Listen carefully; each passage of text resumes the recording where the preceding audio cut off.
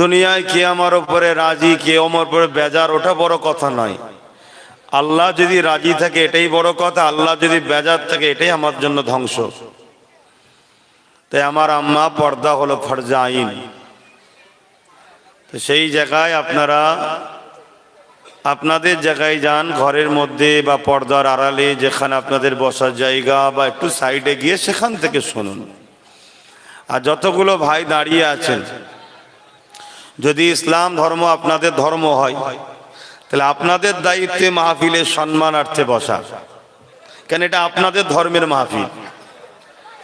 এখানে যদি আপনারা না বসেন তা আপনারা বসবেন কোথায়?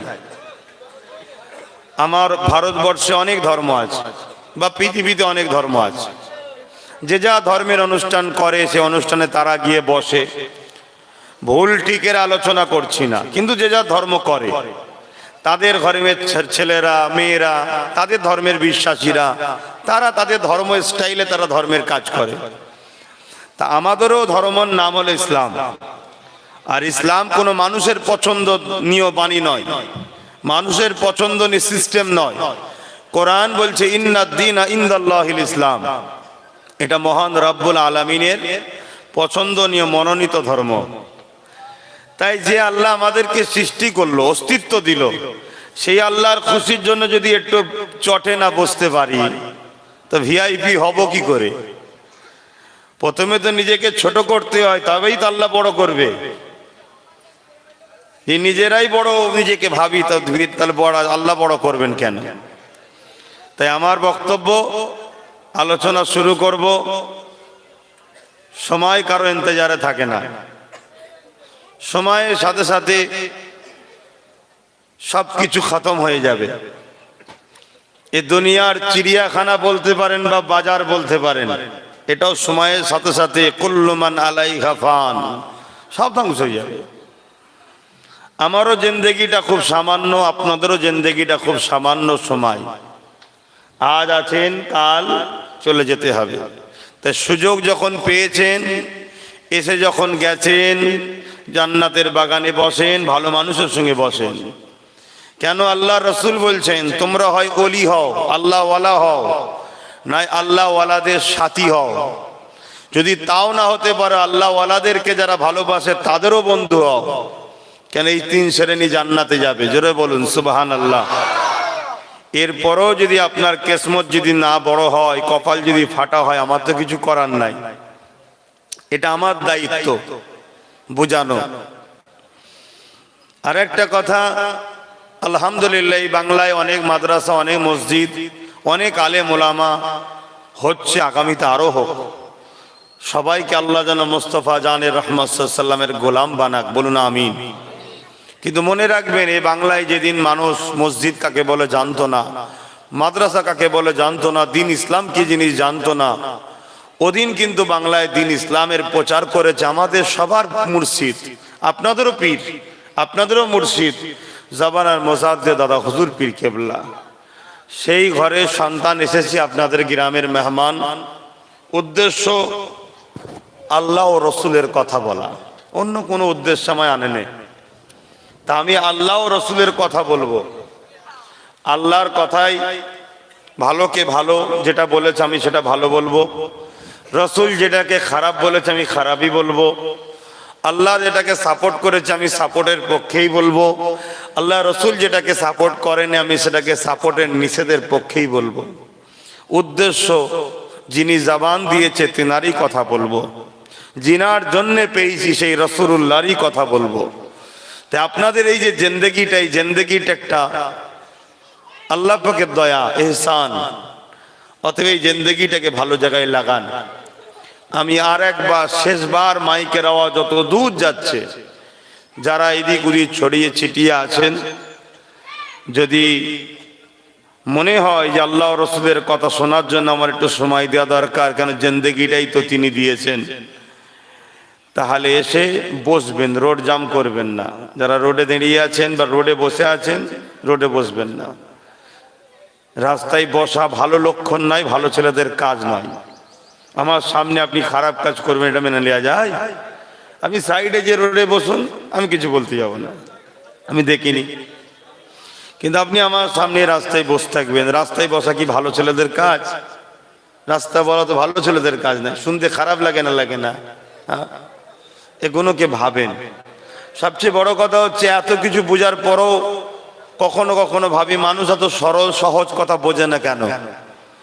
তখন উত্তর পাই যে আমাদের ভেতরটা নাপাক হয়ে যাচ্ছে, খাদ্য সমস্যা। যাক, আল্লাহ আমাদেরকে হেদায়েত করেন, বোঝার তৌফিক দেন। দরুদ শরীফ আল্লাহুম্মা সাল্লি আলা,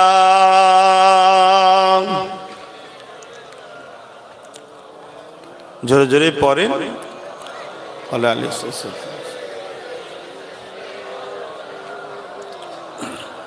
এটাও আমাদের কাজ, ইসলাম ধর্মের অনুসারীদের কাজ এটা। নবীর নামে দরুদ পড়তে হবে।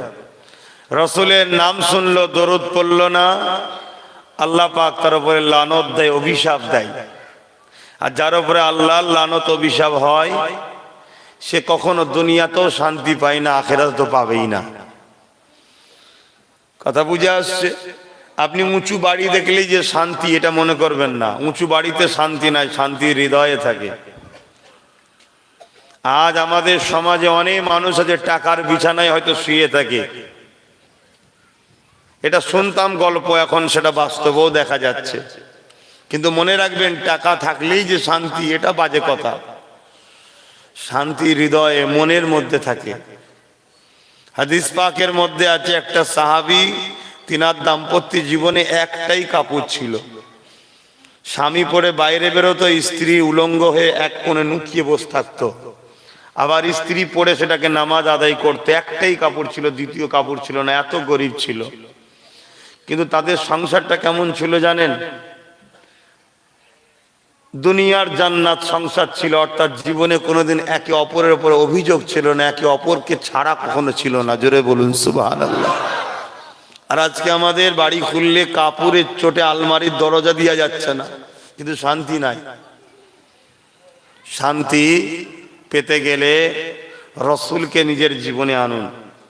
মডেল নবী, সেই নবীকে জীবনে আনুন।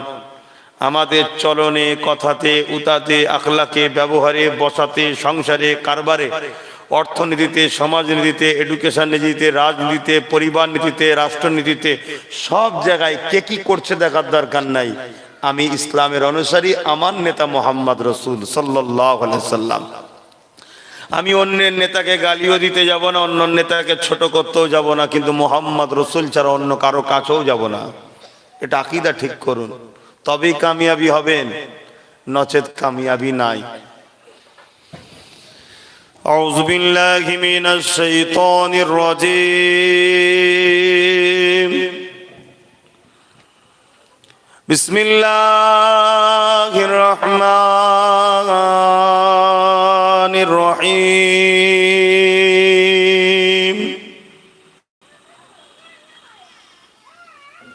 আলহামদুলিল্লাহ, আলহামদুলিল্লাহ নাহমাদুহু ওয়া নাস্তাঈনুহু ওয়া নাস্তাগফিরুহু ওয়া নু'মিনু বিহি ওয়া নাতাওয়াক্কালু আলাইহি ওয়া নাউযু বিল্লাহি মিন শুরুরি আনফুসিনা ওয়া মিন সাইয়্যাতি আমালিনা।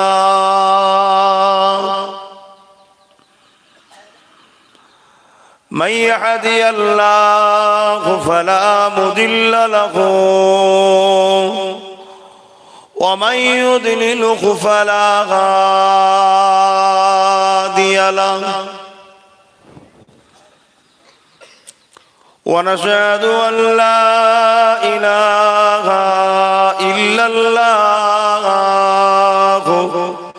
وحده لا شريك له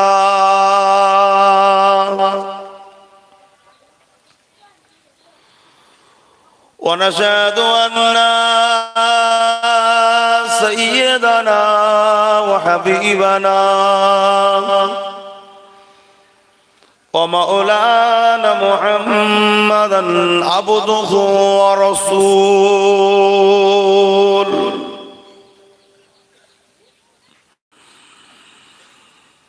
أما بعد فيا أيها الحاضرون رحمكم الله.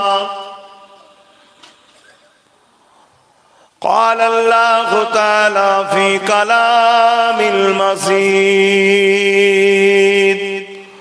والفرقان الحميد: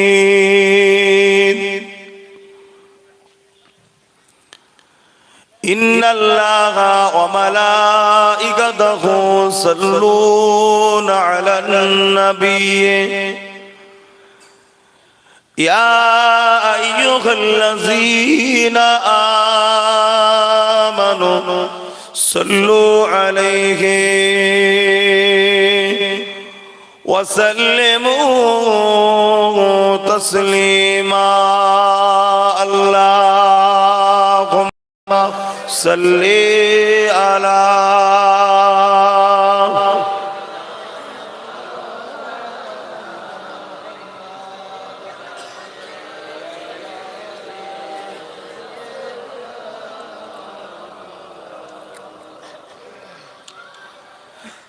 رسول الله حبيب الله আমার নবীর প্রিয় নাম, ওই নামেতে দরুদ পড়েন বিশ্বের মুসলমান। রাসূলুল্লাহ হাবিবাল্লাহ আমার নবীর প্রিয় নাম, ওই নামেতে দরুদ পড়েন হিন্দুস্তানের মুসলমান। আসমান জমিনে লক্ষ তারা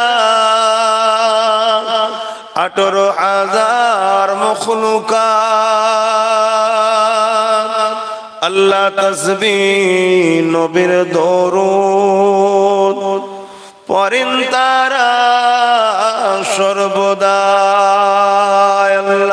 আল্লাহুম্মা সাল্লি আলা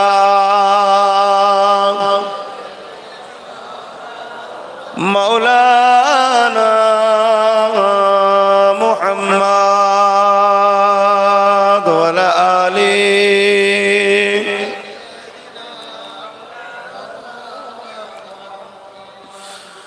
জঙ্গে উহুদ, জঙ্গে বদর, আরো জঙ্গে কারবালা,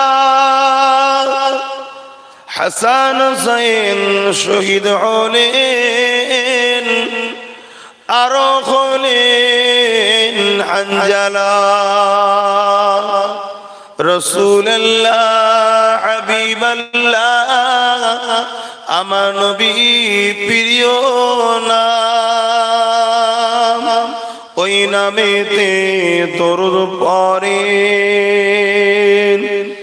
দাদা পীরের মুরিদগণ। আল্লাহুম্মা সাল্লি আলা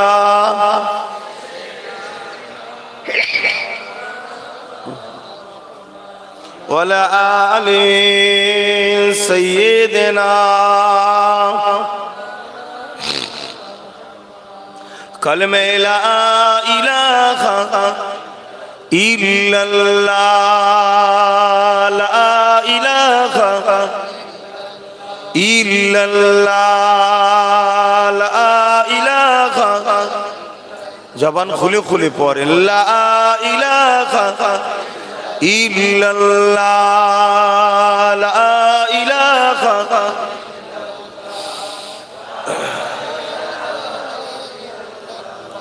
মুহাম্মদ ওই মানুষটা কত বড় হতভাগ্যবান মানুষ, হতভাগা মানুষ, যে মানুষটা জবান দিলে যিনি তিনার কথাই উচ্চারণ করতে পারছে না, বুঝতে পারছেন? ওই মানুষটা কত বড় হতভাগা, যে জবানে বাক শক্তি যিনি দিয়েছেন তিনি কে? অথচ তিনারই নাম, তিনারই কালাম, উত্তম কথা, সর্বোত্তম কথা, সর্বশ্রেষ্ঠ কথা, কালেমায়ে তাইয়্যিবা লা ইলাহা ইল্লাল্লাহ মুহাম্মাদুর রাসূলুল্লাহ, এটাই উচ্চারণ করতে পারছে না। তাহলে ভাবতে হবে যে আমরা কত দূরে সরে যাচ্ছি আল্লাহর রহমত থেকে। বাপ ফাইসাল্লা এই দুনিয়ায় নয়, হার জিত লাভ লোকসান এ কিছুই দুনিয়াতে নয়। কেন এসেছি তো কিছু না নিয়ে, কিছুই তো নিয়ে আসেনি দুনিয়ায়। মায়ের পেট থেকে যখন এসেছিলাম উলঙ্গ হয়ে, যেটাই নিয়ে এসেছি কিছুটাই তো আমার নয়। চোখ দুটো ছিল আমার নয়, হাত দুটো ছিল আমার নয়, উংলিগুলো ছিল আমার নয়, ছোট ছোট পা ছিল আমার নয়, সবই তো সৃষ্টিকর্তা দিয়েছে, তা কিছুই তো আমার নয়। অতএব এই দুনিয়ায় কি হারালাম কি পেলাম ওটা বড় কথা নয়। বড় কথা হলো সুম্মা নুফিকা উখরা ফাইযা হুম কিয়ামুন ইয়ানজিরুন, যেদিন সিংহায় ফু দেওয়া হবে আবার মানুষ যেমন নাগল দিলে আলু ওঠে, ওই রকম মানুষ উঠবে জমিন থেকে। সে মুসলিম হোক আর অমুসলিম হোক, সব জমিনের তলাতেই যাবে। সে ছাই হয়ে হোক আর বাঘের পেটে গিয়ে হোক আর প্লেন ক্রাশ হয়ে হোক, সে কবরে যাক আর পচে যাক, অ্যাক্সিডেন্ট হয়ে ছন্ন বিচ্ছিন্ন হয়ে যাক, কুটলি করে কে ফেলে বেঁধে দিয়ে ফেলে দিক, সবার শেষ কিন্তু মাটির তলাতে গিয়েই হবে। সেই ধুয়ে পানিতে, পানিটা যে তার পেশাগরের তলাতে মাটি। এই শরীরটার কোনো দাম নাই। এটা মায়ের পেটে তৈরি করা হয়েছে 10 মাস 10 দিন ধরে। মহান সৃষ্টিকর্তা রব্বুল আলামিন কুদরতি হাত লাগিয়ে বানিয়েছে। মূল জিনিস হচ্ছে হুকুম, যেটাকে বলা হয় রূহ। তৈরি হয়ে যাবার পর হঠাৎ করে একদিন মা বলে উঠেছে আমার বাচ্চা লড়ছে, অর্থাৎ সেদিন ওই রূহটা দেওয়া হয়েছে। ওই রূহটা হলো মূল জিনিস। যেদিন আমাদের মৃত্যু হয়, ডেট হয়, ইন্তেকাল হয়, যেটাকে বলা হয় লাশ, মাইয়েত। কেন বলা হয়? ওর মধ্যে রূহটা নাই তাই। সেদিন ওই রূহটা বেরিয়ে চলে যায়, তখন আমাদের হাতও লড়াতে পারি না, গাল হাঁ করতেও পারি না, চোখের পাপড়ি যদি চেয়ে রয়ে যায় বন্ধও করতে পারি না। কত মস্তানি, কত চিল্লা চিল্লি, আব্বাস সিদ্দিকীর কত দৌড় ঝাঁপ, সব ঠান্ডা হয়ে যাবে। শুধু এইটা আল্লাহ দিয়ে রেখেছে রূহ, তাই আজও চলছে। এইটা যেদিন মালিক বলবে চলে আয় আমার কাছে, বেরিয়ে চলে যাবে, আর কিছু করার থাকবে না। আর এটা কারো কথা চলে না, এটা হলো মালিকের হুকুম, তেনার জিনিস। তুমি লোহার ঘরের মধ্যেও যদি থাকো, পুরুষ সীসা দিয়ে একটা অক্সিজেন হাওয়া ঢুকারও জায়গা নিয়ে অক্সিজেন সিলিন্ডার নিয়ে বসে থাকবে, তারপরেও তার মধ্য থেকে তোমার রূহকে মালিক যেদিন যখন ডাকবে বেরিয়ে চলে যাবে, রুখতে পারবে না। তামাম পৃথিবীর ফোর্স দিয়েও যদি তোমাকে পাহারা দিয়ে রাখা হয়, তামাম পৃথিবীর মানুষকেও যদি তোমাকে পাহারা দিয়ে রাখা হয়, তথাপিও যেদিন মালিক ডাকবে তোমার এইটাকে কেউ রুখতে পারবে না। ওটা হলো রূহ, আত্মা। অর্থাৎ এইটা চলে যায়। যে সৃষ্টিকর্তা কোনো কিছু ছিল না,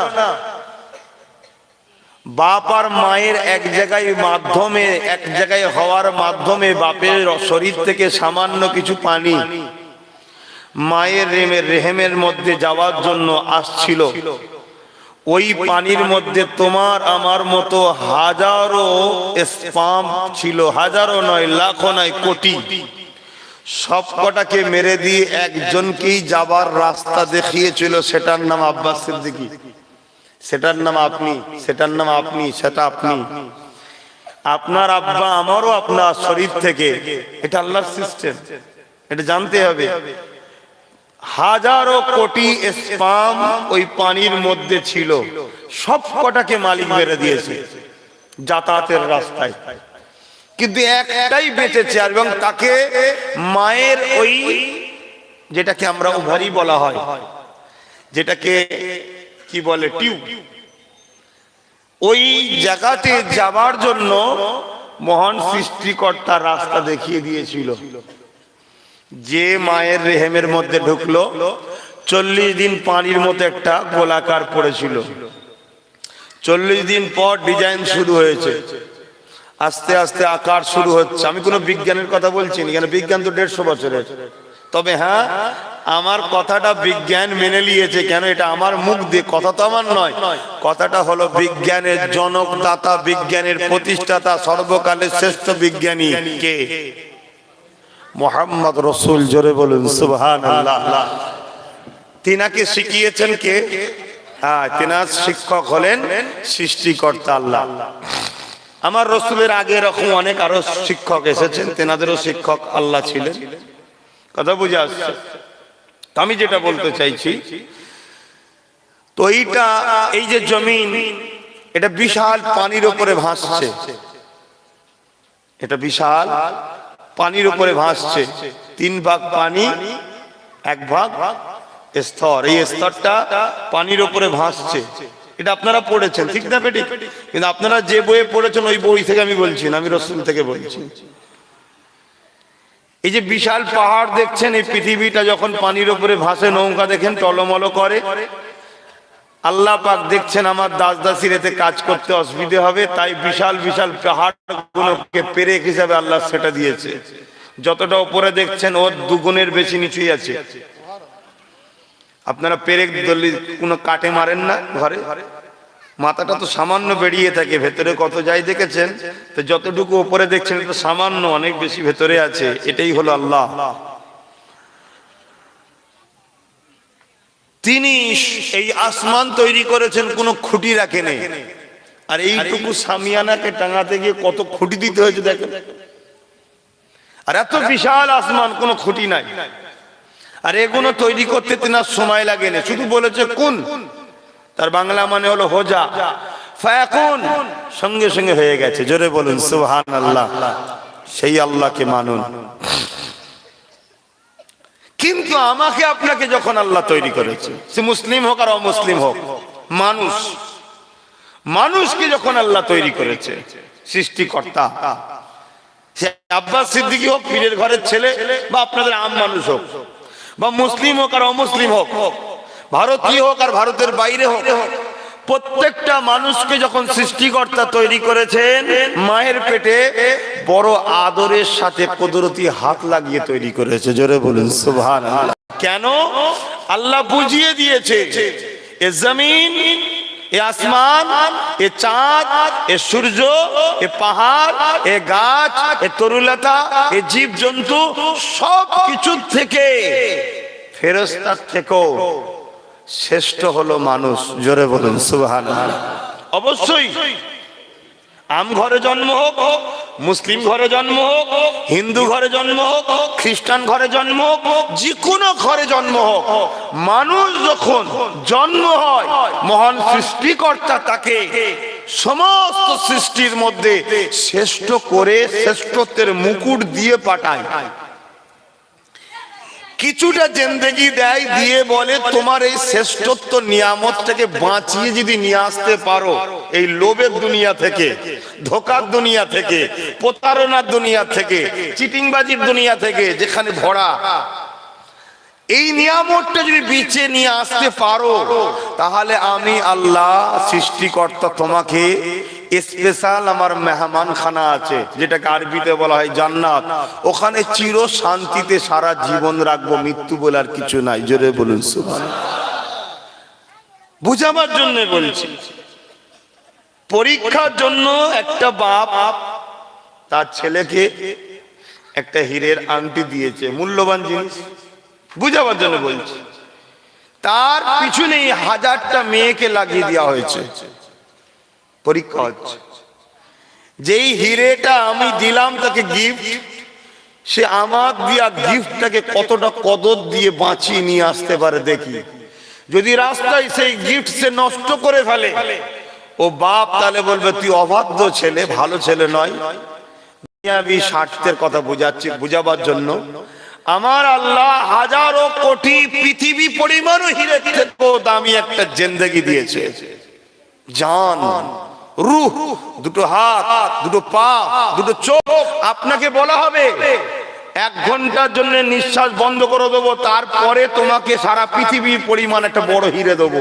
আপনি নেবেন কেউ? কেন আপনি জানেন 1 ঘন্টা নিঃশ্বাস না লাগলে মরে যাবো তো, তাহলে কি করবো? তাহলে বলুন আপনার 1 ঘন্টা নিঃশ্বাসের দাম কত? এই পৃথিবীর থেকে বেশি না কম? এরকম একটা নিয়ামত ফ্রিতে দিয়েছে, যা সব দিলাম, কিন্তু এই ধোঁকা, লোভ, লালসা, ফিতনা, ফাসাদ এই দুনিয়ার মধ্যে তুই থাকবি কিছু দিনের জন্য। এখান থেকে তুই পরীক্ষায় পাস করে আসতে পারিস কি দেখব। তুই যদি 2 নম্বর পেয়ে দিওয়ানা হয়ে যাস, 2 নম্বরে যদি তুই পাগল হয়ে যাস, তোর রবকে ভুলে যাস, তাহলে অরিজিনাল জান্নাতে তোকে দিলে তুই কি করবি? অতএব তুই যাওয়ার উপযুক্ত নয়। এই 2 নম্বরের মধ্যে যে আমাকে স্মরণ রেখেছে প্রতিটা কদমে কদমে, নিঃশ্বাসে নিঃশ্বাসে, সর্বসময় আমাকে ফলো রেখেছে। আমি এই পায়ে হেঁটে সিনেমা দেখতে যাচ্ছি, এ পা দুটো তো দিল আল্লাহ, ওখানে গেলে আল্লাহ খুশি নয়, আমি যাব না। আমি এই হাত দিয়ে গরিবের মাল লুটছি, গরিবকে মারছি, গরিবের নামে মিথ্যা কেস দিচ্ছি, গরিবকে কষ্ট দিচ্ছি, আরে এই হাত তো দিয়েছে আল্লাহ, না আমি হাতে আল্লাহ যেটা অপছন্দ করে সেটা করব না। আমি এই মুখে গালিগালাজ করব, নোংরা কথা বলবো, গান বলবো না, এইটা জবান তো দিয়েছে আল্লাহ। অতএব তিনি যে কথা বললে খুশি সেটা বলবো, কোরআন পড়বো, সুবহানাল্লাহ বলবো, আলহামদুলিল্লাহ বলবো, আল্লাহু আকবার বলবো, মাকে ডাকবো, আব্বুকে ডাকবো, আলেমদেরকে সালাম দেবো, বড়দেরকে সালাম দেবো। এই তো এই চোখ দিয়েছে আল্লাহ, এই চোখে আমি কি দেখছি? এই যে স্মরণ করে করে যারা চলে তারাই সুলতানে হিন্দ হয়, তারাই মুজাদ্দিদ জামান আবু বকর হয়, তারাই বসিরাত আল্লামা রুহুল আমিন হয়। জোরে বলুন সুবহানাল্লাহ। আর এদেরই জন্য রয়েছে চির শান্তির জান্নাত, মেহমান খানা। তাহলে আমরা বাদ নাকি একেবারে না? আমাদেরও কিছু ছাড় আছে, যদি এদের বন্ধু হয়ে থাকতে পারি। বন্ধু বলতে কি, ওই পার্কে বসা বন্ধুর কথা বলছি, ওই এক জায়গায় বসে মদের বোতল নিয়ে হই হই করার বন্ধু কথা বলছি। বন্ধু অ্যাকচুয়ালি কাকে বলে? বন্ধু শব্দটা তো খারাপ জায়গায় ব্যবহার হচ্ছে, বন্ধু শব্দটা স্বার্থপরের ক্ষেত্রে ব্যবহার হচ্ছে, বন্ধু শব্দটা তো ধোঁকাবাজের ক্ষেত্রে ব্যবহার হচ্ছে। বন্ধু কাকে বলে? আল্লাহ কোরআন বলছে মিনান নবিয়্যিন ওয়াস সিদ্দিকিন ওয়াস শুহাদা ওয়াস সালিহিন ওয়া হাসুনা উলাইকা রাফিক। এই 4 শ্রেণী হলো আল্লাহ বলছে আমার বন্ধু। জোরে বলুন সুবহানাল্লাহ।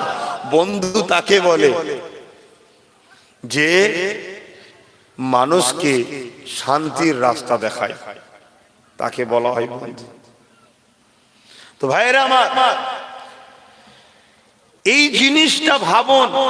ওয়াজ নসিহত আলহামদুলিল্লাহ বাংলায় অভাব নয়, হাজারো লাখো ওয়াজ মাহফিল হচ্ছে, হওয়া দরকার আছে, আমি বিরোধী নয়। কেন, যতক্ষণ মাহফিল হয় আলহামদুলিল্লাহ ততক্ষণ তো 10টা হলো যুবক ছেলে বসে, 10টা হলো প্যান্ট শার্টওয়ালা বসে, 10টা হলো দাড়ি চাচা বসে, 10টা হলো ভুল পথের লোক এসে বসে। যতক্ষণ বসে দরুদ পড়ে, না পড়লো কোরআন পড়ে, চুপ করে শোনে, শুনলো পার অক্ষরে 10টা করে নেকি পায়। জোরে বলুন সুবহানাল্লাহ। যদি কিছু নাও শোনে, যদি এসে ঘুমিয়েও পড়ে, কমসে কম অতটুকু সময় তো জান্নাতের বাগানে ছিল। যদি এটা না হতো ওই সময়টাও হয়তো কোনো বদমাইশি জায়গায় থাকতো। তো হওয়া ভালো, আমি বিরোধী করছি না, কিন্তু ভাই আমার, আব্বা আমার, একটু বুঝুন, ভাবুন যে আমি এলাম কোথা থেকে। আমার বয়স 30 বছর আগে আমার অস্তিত্ব কি ছিল? আমার বয়স 40 বছর আগে আমি কোথায় ছিলাম? আমার অস্তিত্ব কি? আমার বয়স 50, 60, 70, 20, 10, আমার অস্তিত্ব কি ছিল? কেউ জানতো না আমায়, কেউ চিনতো না আমায়। কত সুন্দর সিস্টেম বাপ মায়ের মাধ্যমে। তারপরও আবার বাপ মা থাকার পরও সন্তান হয় না, হাজারো আছে না নাই? কিন্তু আল্লাহর নিয়ামত আপনার ঘরে একটা দিয়েছে। ছোটবেলা থেকে উচিত বাপ মার যে আল্লাহ দেয়া নিয়ামতটাকে আল্লাহর রাস্তা চিনাই, কিন্তু চিনাচ্ছে না তো আজকাল। তো এই জায়গাতেই বাচ্চা আস্তে আস্তে বড় হচ্ছে। আপনারা ভেবে দেখেছেন আব্বা আম্মারা? কান লাগিয়ে শুনে দেখুন, আপনার স্ত্রীর গর্ভের বাচ্চা যখন থাকে কিচ্ছু শোনা যায় না। আপনার স্ত্রীকে জিজ্ঞাসা করুন, তুমি কি কোনো আওয়াজ পাও হাড় তৈরি করার, গোস্ত তৈরি করার, রগ তৈরি করার, জেলি তৈরি হচ্ছে হাঁটুতে, কিছু আওয়াজ পাও? সব তো তৈরি হচ্ছে মায়ের পেটে। স্ত্রী বলছে না। অথচ একতলা বাড়ির ওপরে একটা ছোট্ট পেরেক যদি কেউ ঠোকে, নিচের তলায় ঘুমালে ঘুম ভেঙে যায়, আর পেটের মধ্যে একটা মানুষ তৈরি হচ্ছে, বুঝতে পারছে না। এরই নাম হচ্ছে আল্লাহ। জোরে বলুন সুবহানাল্লাহ। ইনি হলেন আমাদের আল্লাহ। লাম ইয়ালিদ ওয়া লাম ইউলাদ, যিনি কারো থেকে নয়, তিনার থেকেও কেউ নয়। ওয়া লাম ইয়াকুল লাহু কুফুয়ান আহাদ, তিনি এক, অদ্বিতীয়, তার সমকক্ষ কেউ নেই, তিনি আল্লাহ। সেই আল্লাহকে ধরেন আমার যুবকরা, সেই আল্লাহকে ভালোবাসেন। হালকা বয়সে গানে চলে গেছেন, ঘুমাবার আগে তওবা না করে শুনলেন কেন? হালকা বয়সে সিনেমায় চলে গেলেন, ঘুমাবার আগে তওবাটা না করে ঘুমালেন কেন? আপনার আল্লাহ কত দয়ালু। আপনি এত বড় পাপ করে ঘরে এসেছেন, তারপরেও শুয়েছেন, আপনাকে ঘুমটা কে দিচ্ছে? বলুন বলুন, কে দিচ্ছে? আপনি ভাবছেন আপনি ঘুমিয়ে পড়ছেন নাকি? না বন্ধু, দুটো শিরা পাশাপাশি আছে, একটাকে যদি আরেকটার উপরে সামান্য তুলে দেয় না, 10 জন মিলে ধরে আপনাকে রাখতে পারবে না যন্ত্রণার চোটে। ডাক্তারও আপনার যন্ত্রণা দেখে মাথা কাজ করবে না, কি করি রুগীটাকে, হিতা ইঞ্জেকশন, হুতা ইঞ্জেকশন, তাও ঠান্ডা হবে না। কিন্তু আল্লাহ দেখুন ঠিক রেখে দিয়েছে, আপনি আরামে ঘুমোচ্ছেন। 7 ঘন্টা ঘুমালেন, ফজর বেলা মসজিদে মুয়াজ্জিন বলছে আসসালাতু খায়রুম মিনান নাওম, ঘুম থেকে নামাজ উত্তম। যে আল্লাহ 7 ঘন্টা ঘুম দিল, সেই আল্লাহর জন্য ফজর বেলা কটা যুবক উঠলেন? কি গো, আমার আওয়াজে আপনাদের অসুবিধা হচ্ছে? কি ওয়াজ শুনবেন? প্রত্যেকটা মসজিদ ফাঁকা থাকে, অথচ এই গ্রামে যতগুলো মুসলমান আছে সবার ঘর থেকে যদি একজন করে বেরোয়, ও মসজিদ আর যা আছে আরো 2 তলা করতে হবে। ভুল বলে ফেললাম নাকি? তাহলে কি ওয়াজ শুনবেন?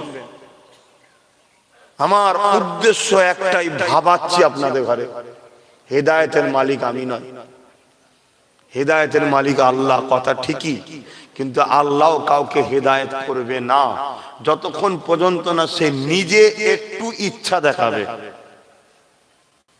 একটুখানি আপনি দেখান আর এত বড় আল্লাহ করে দেবে। আপনাকে এক পা বাড়ান, আপনাকে পৌঁছে দেওয়া পর্যন্ত সমস্ত রাস্তায় ব্যবস্থাটা আল্লাহ করে দেবে। জোরে বলুন সুবহানাল্লাহ। ভাই আমার, কত সুন্দর করে মায়ের পেটে আমাদেরকে আল্লাহ তৈরি করলেন। দুনিয়ায় আসবো, আসার আগে মায়ের নাভির সাথে আমাদের নাভিকে আল্লাহ কানেকশন করে দিয়েছে। কেন মুখ দিয়ে দেয়নি? কেন এই মুখে আপনি খারাপ কথা বলবেন না, মুখটা পবিত্র জিনিস, কলেমা পড়বেন, আল্লাহ ডাকবেন। তে আল্লাহ মুখ দিয়ে রক্ত পান করায়নি, মায়ের শরীরের যে রক্ত জানেন তো নাকি, পান করায়নি। আচ্ছা, এই মুখে আমরা দুনিয়ায় এসে আবার মদ পান করছি। মদের থেকেও মারাত্মক খারাপ সুদ, মদের থেকেও খারাপ। ভালো ভালো ঘর, ভালো ভালো ঘর, আম মানুষ নয়, আমি আর বেশি বলবো না, ভালো ভালো ঘর, তাদের বাড়িতে সুদ ঢুকে যাচ্ছে, তারা নিজেরাই বুঝতে পারছে না হয়তো। সুদ যেন মানুষের কাছে ফ্যাশন হয়ে গেছে। অথচ সুদের 70টা পাপ আছে। নাম্বার 1 হলো যে সুদ খায় সে আল্লাহ ও রসুলের সঙ্গে যুদ্ধের ঘোষণা দেয়। কি অস্তিত্ব আছে আমাদের যে আল্লাহ ও রসুলের সঙ্গে লড়াই করব? আমার আব্বা জানেরা, আমার আম্মা জানেরা, আমার বোনেরা, আমার ভাইয়েরা, খাতুনে জান্নাতকে দেখুন। এত অভাব আমাদের হয়নি। খাতুনে জান্নাতকে আল্লাহ পরীক্ষা করেছিল। হযরত ইমাম হাসান হোসেন দুটো ছোট্ট ছোট্ট বাচ্চা অসুস্থ, তাই আমাদের ইমাম হাসান হোসেনের আম্মাজান খাতুনে জান্নাত নিয়ত করলেন যে আল্লাহ এই দুটো বাচ্চা যদি সুস্থ হয়ে যায় আমি 3টে রোজা রাখবো, মান্নত 3টে রোজা রাখবো। সুস্থ করে দিলেন আল্লাহ, রোজা রাখতে শুরু করলেন। প্রথম দিন যেদিন রোজা রেখেছে সেহরিতে পানি খেয়েছে। ভালো করে শোনেন আমার আম্মা বোনেরা, বিশেষ করে শোনেন, এতদিন স্বামী যদি ভুল খাওয়াতো তবু আপনার টেনশন ছিল না মা, এখন আপনি ডাইরেক্ট হারাম খেতে নেমে পড়েছেন। এবার কি জবাব দেবেন আল্লাহর কাছে? এখানে অনেক ওলামারাও রয়েছেন, জিজ্ঞেস করুন আব্বাস সিদ্দিকী ভুল ফতোয়া দিচ্ছে কি, কেন ফতোয়া তার আমার হয় না, ফতোয়া মুফতিদের। মুফতিদের কথাটা আপনাকে শোনাচ্ছি। আইন শাস্ত্রকে ফতোয়া বলা হয়, ফিকহ। স্বামী যদি হারাম ইনকাম করে স্ত্রীকে খাওয়ায়, স্বামী ধরা পড়বে, স্ত্রী ধরা পড়বে না, কেন স্ত্রী তার অধীনস্থ। কথা বুঝতে পারছেন? আলহামদুলিল্লাহ, এতদিন পুরুষদের দোয়া যদি কবুল নাও হতো, কমসে কম মা গুণ, বেটি গুণের, মেয়ে নারী জাত গুণের দোয়াটা কবুল হচ্ছিল। তাই ইসলামের দুশমনরা বড় প্ল্যান করে নারী জাতিরও দোয়াটার রাস্তাটা বন্ধ করে দিল।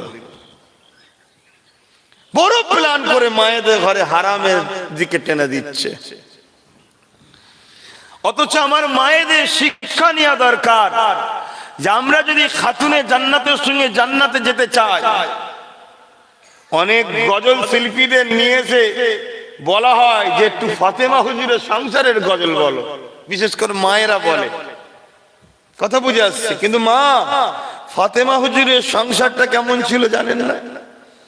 হুজুর রোজা রাখছেন, সেহরিতে পানি, ইফতার নিয়ে বসেছেন, আর হুজুর একা রোজা রাখেন। হুজুর যখন এই কথা বললেন খাতুনে জান্নাত, মাওলা আলী বলছেন আমিও রোজা রাখবো, হাসান হোসেন বলছে আম্মা আমিও রাখবো। ওনাদের বাড়ি একজন কাজের মানুষ ছিল ফিজ্জাজ, ইনার নাম, তিনি বলছেন আমিও রাখবো। সবাই রোজা রেখেছে, সামান্য কিছু জবের আটার রুটি আর কিছু খেজুর নিয়ে বসেছে, সেহরি ইফতার করবে।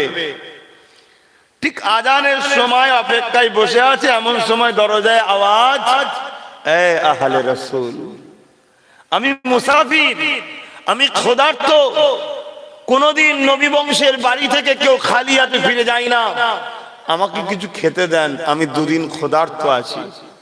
খাতুনে জান্নাত দেখছেন এই যে সামান্যটুকু যা ইফতার আছে, এটা যদি হাফ রাখি, হাফও দিই, ওই মানুষটার হবে না। তারা মানুষকে যখন দেবো তার খুশি মতো করে, তো পুরোটা দিয়ে দিয়েছে, বলুন সুবহানাল্লাহ। ইফতার কি করবে? মাওলা আলী বসে আছে, কোনো কথা নেই। হাসান হোসেন নিজের দুটো বাচ্চা রোজা রেখেছে, কোনো কথা নেই। হুজুর সব ইফতারটা দিয়ে দিলেন, সে বেচারি মুসাফির খেয়ে চলে গেল, নিয়ে চলে গেল।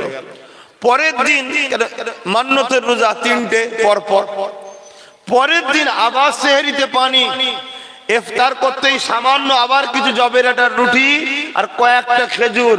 আবার একজন দরজার করে হাজির ইফতারের সময়, যে মা আমি কাইদি ছিলাম, ছাড় পেয়েছি, ক্ষুধার্ত, বাড়ি যেতে পারিনি এখনো, কিছু থাকে দেন। ওই যতটুকু ছিল আবার দিয়ে দিয়েছে।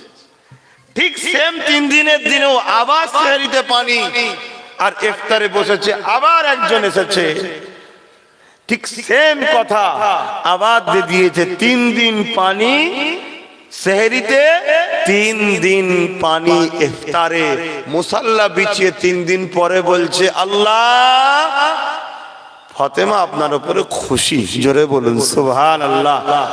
আপনি যদি আমাকে পানি খাইয়ে রাখতে খুশি হন, আপনার দাসী কি আপনার খুশির জন্য পানি খেতে পারবে না? আমি পানি খেয়েই থাকবো, জোরে বলুন সুবহানাল্লাহ। তা আমার ভাই, আমার আম্মা, আমার বোন, আমার আব্বারা, যদি আল্লাহ দুনিয়ায় একটু ডাল ভাত খাইয়ে আমাদেরকে রেখে পরকালে জান্নাত দিতে চায়, এটা আল্লাহর পছন্দ।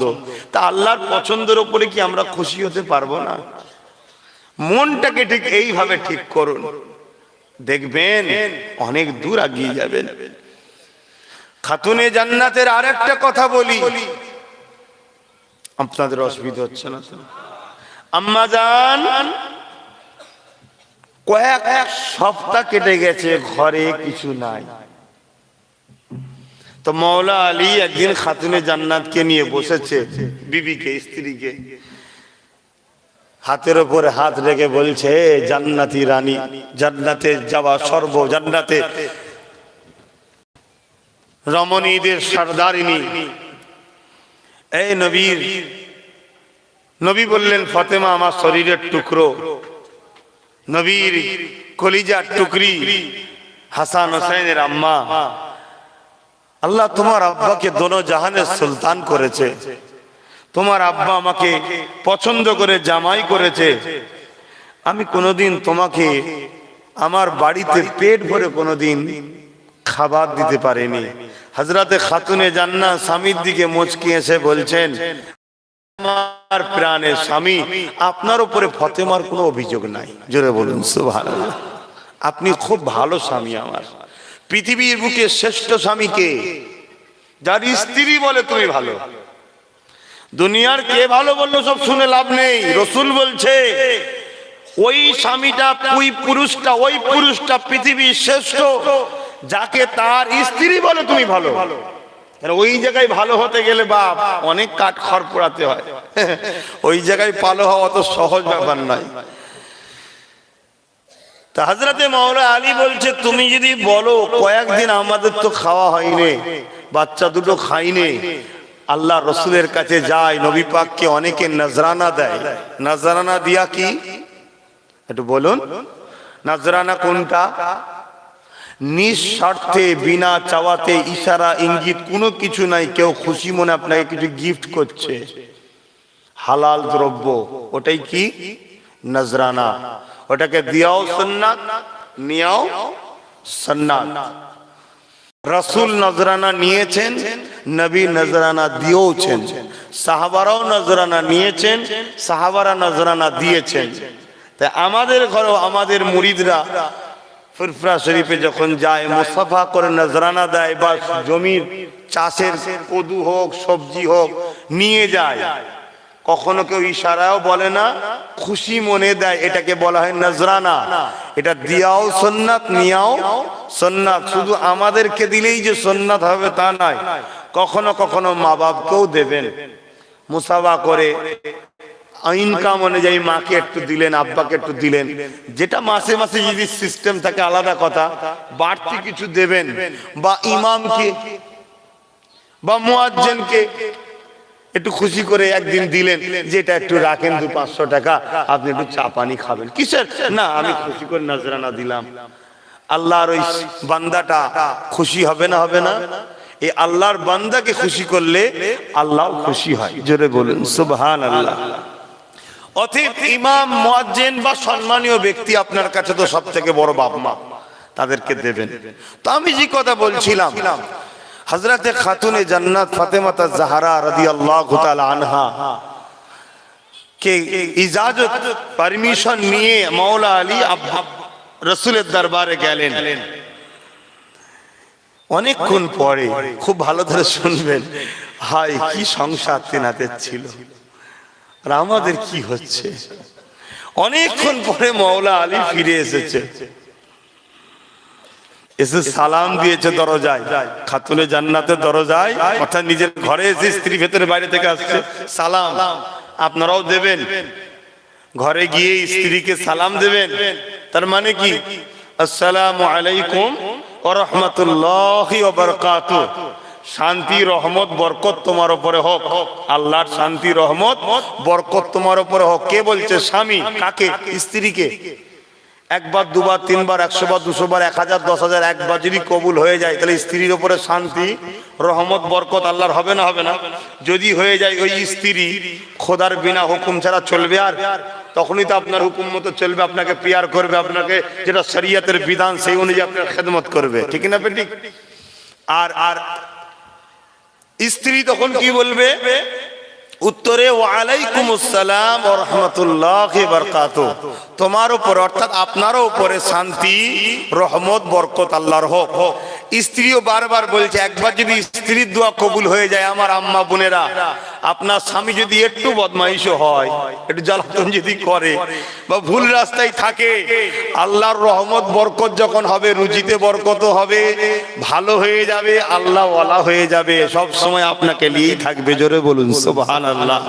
এই সালাম বিনিময় স্বামী স্ত্রীতে করবেন, আর আপনাদের বীজখানে যে আপনাদের ফল, বাচ্চারা ওরা দেখে শিখবে যে আমার আব্বা মাকে সালাম দেয়, মা আব্বাকে সালাম দেয়, ওরাও শিখবে, ওরাও যেখানে সেখানে যাবে, গিয়ে বলবে আসসালামু আলাইকুম ওয়া রাহমাতুল্লাহি ওয়া বারাকাতুহু।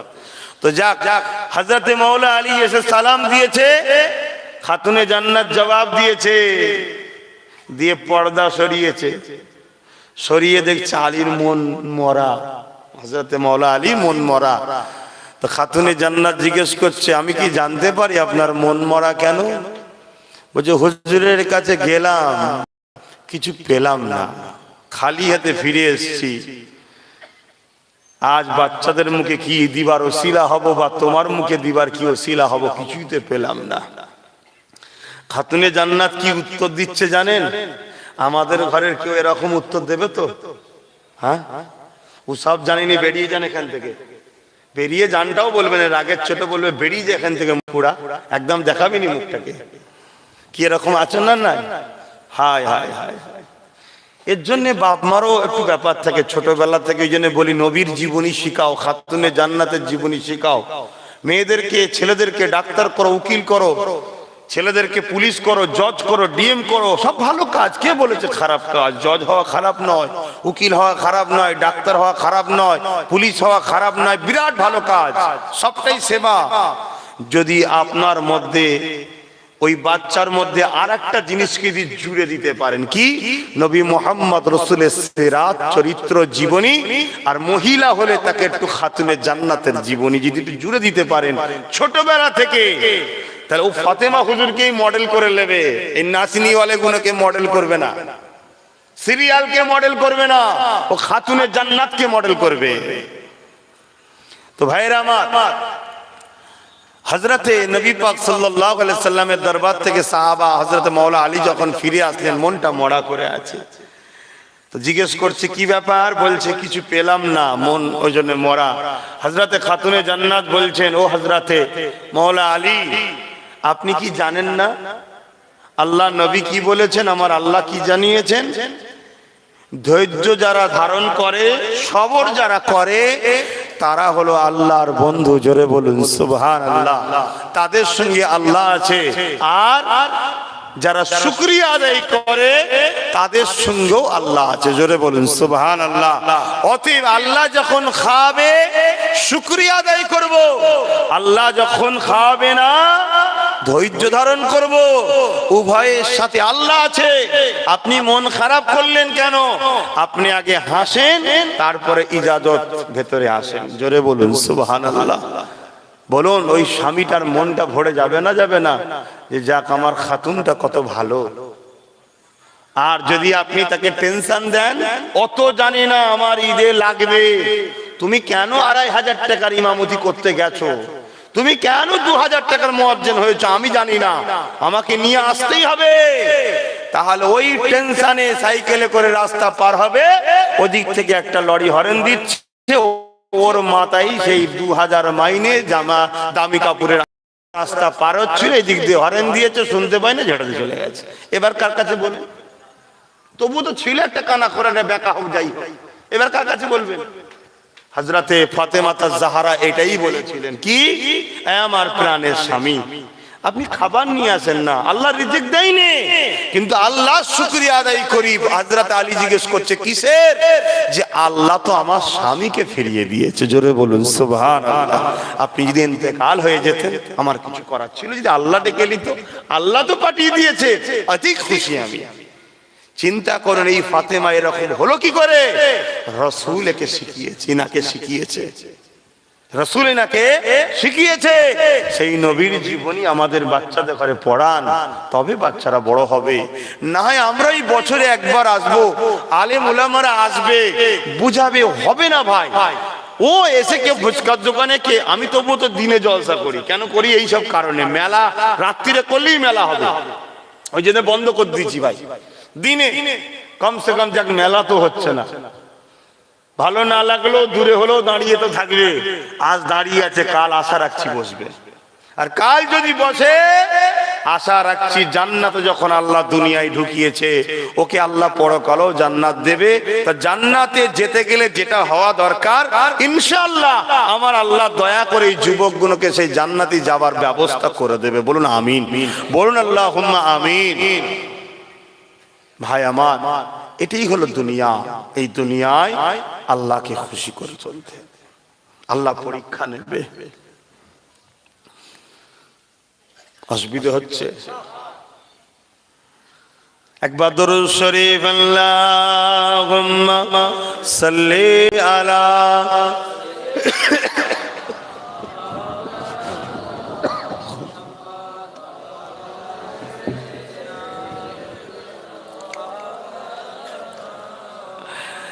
रातें भी मदीने की, बातें भी मदीने की, रातें भी मदीने की, बातें भी मदीने की, जीने में ये जीना है क्या बात है जीने की,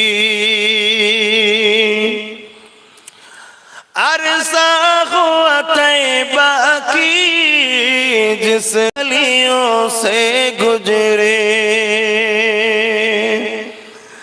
अरसा हुआ तैबा की जिस गलियों से गुजरे, इस वक्त भी गलियों से खुशबू है पसीने की। आरो जोरे बोलबेन ना सुबहान, आरे तो खुशी बोलुन सुबहान अल्लाह, नारे दिबे। हाँ, सब থেকে মহান কে? আল্লাহ।